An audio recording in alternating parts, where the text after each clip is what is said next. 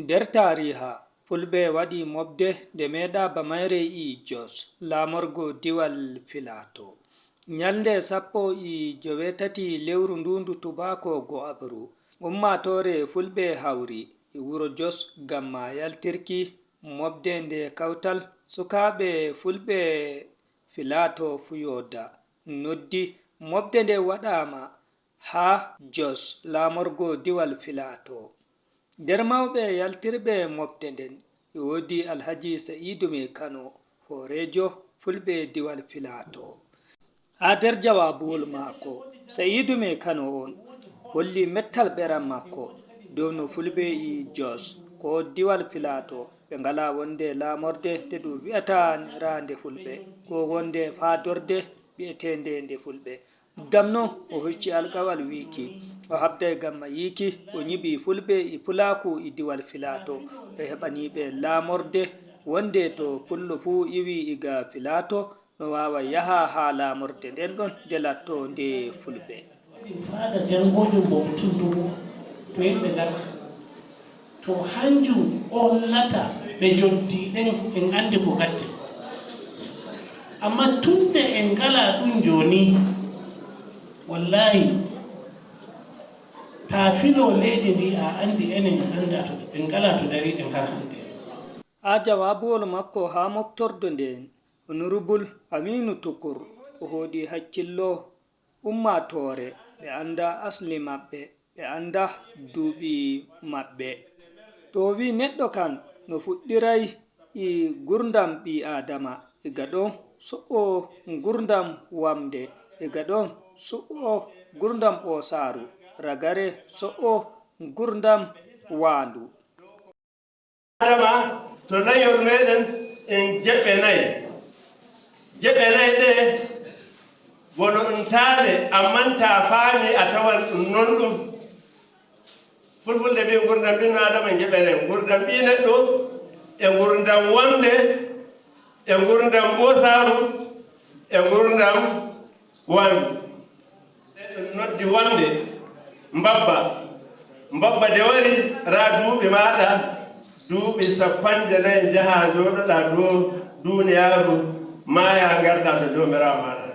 Wonde wi Allah am mi wawatami rondo dongal nder nayako duuɓi 54 ɗuɗaniyam miɗi ɗum ɗustanami rewi waɗaniyam.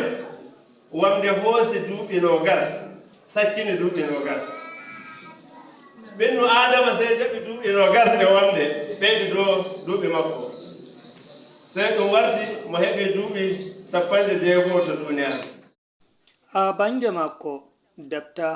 Mariam Bayero o hoɗi hakkillo dañoɓe e saro'en ɓe acca ɓiɓɓeji maɓɓe rewɓe gamma ɓe janga ɓe nafa ummatore. Allah hokki en jawdi ko jangirde so en dara janginen ummatore meɗen emi nodda dañoɓe worɓe musamman dañoɓe worɓe e rewɓe janginon ɓiɓɓe moɗon rewɓe musamman ɓiɓɓe rewɓe ɓe giyoton on jawo on giya bono on ɓuri yiɗuki janginki gorko. To on jangini debbo fa debbo e ɓuri tawsayi on jangini al'umma gaba goo. So emi nodda al'umma men Fulɓe to goni gaba goo ko goduɗa fu waɗu sacrifice jangina ɓiɗɗo debbo maɗa kokkamo ilimi kaduɗum mo janga different fields ɗum heɓa lawyers nder meɗen ɗum heɓa medical personnel ɗum heɓa media ɗum heɓa ko iri ɓe waɗu empowari ɓiɗɗo maɗa mo janga mo hewta goɗɗum masin ta hulu woyta waɗa hanko mo debbo mo waɗa iskanci to on waɗa iskanci on joddima mo waɗay. AY Umar hanko woni horejo derke'en malla sukaaɓe diiwal Plateau o holli seyo makko no ummatore jaabi noddandu maɓɓe. Gonga wala ko mi wiyata mi fota mi heƴami holla laabal ɓernde e hande e barka ɗum ummatore wari won e noddago ngo min kawti min gaɗi ko ummatore ali ko waɗata hono leydi ndi ko ɗume saɗi wari wala ko min mbiyata sede min mbiya jomirawo ceniɗo ɗawtana kowa barka waɗana komoye barka to woni o nanno ɓe gari jam min dow ɓe kota jam o nonno bo kadi ɓe gari ɓe gimin ɗum kuugal ngal min funa FUYODA tan watta min kolliɓe seɗɗa e kuuɗe ɗe min gaɗi min miccitinaɓe to ɓe kooti kala ko moye laato ambassadeur amen ton faamina fantina faama hanum on ya fantina o nden noddanami yimɓe ɗo ɗum wara ɗum tiigo ndu yaadu ndu yaha to ndu yaadu ɗo laarandu bon Pulaaku woni wala dental mum ko hawti Pulaaku ɗum ɗiiƴa sakiraaku FUYODA ɗum kanjum yiɗata ko moye leñol wala goɗɗum wala fatamin gaɗanta boɗɗum ko moye e onon ƴuwoyɓe Abuja jafani moɓɓe Nasarawa woɓɓe ƴuwoye Bauchi woɓɓe ƴuwoye Kaduna mi fotami mi linda ɗum yimɓe dañuɓe ɗum yimɓe minnuɓe ɗum yimɓe laatiɓe mi wala haaɗe maɓɓe to mi wiyanoma min mbawi min gaɗana min hawtiri ɓe yimɓe ɗo hande ka waɗo ka waɗatako to du'a amin kanjum woni jango min yiya fulɓe fanma ɗum nanata to Nigeria min mbawi min nufima bo mo amsake noddango amin. nder ragare fuu ardiɓe dental ngal wangini inɗe maɓɓe e darnde maɓɓe ha mofte nden. yetti on e wargo min woni Abubakar Yunusa andiraɗo Lawloya Kanaji min woni ballo ardiɗo dental ngal. Assalamu alaikum wa rahmatullahi wa barakatuh. Bandiraɓe on jaɓɓama. Min wonta Mariam Elkis Bayero, min wonta treasurer mo ƙungiyawol ngol. Min jaɓɓake on Allah wara on jam.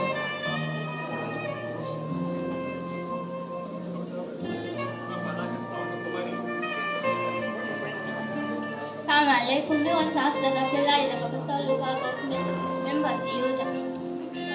Assalamu alaikum wa rahmatullahi wa barakatuh.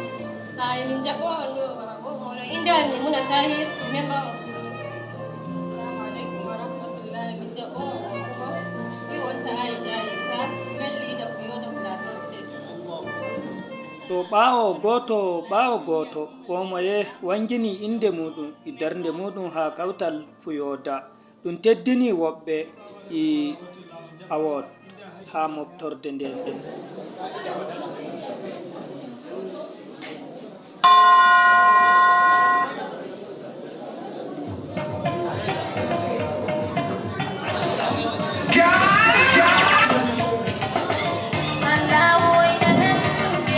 DJ Sotia, please.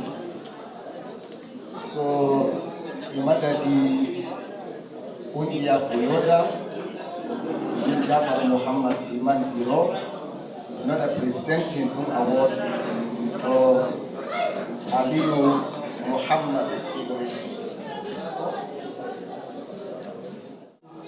Dedicated to Alhaji Abubakar Lawal Moro for his guidance and support throughout the organizations of this program. So in this regard, this association find it fit to give him an award of exemplary educator. I'm here handing it over to his representative. Leader Alhaji Lawal Abubakar Boro. To goɗɗo wi'a mi woni Lawal Abubakar Boro. To barka waɗa min jetti e wayi nasara en mbi ko président e min hokkuma ɗum award e inde jomirawo.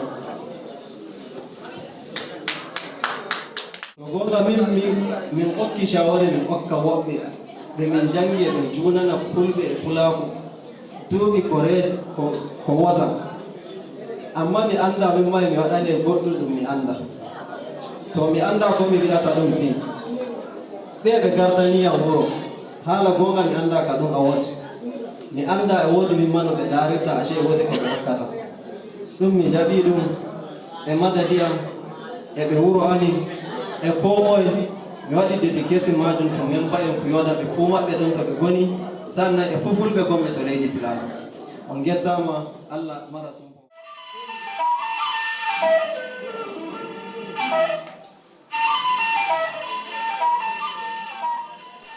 Keroru fotowol ngol won ɗon Ibrahim Ramodake ko de radio e TV Jos.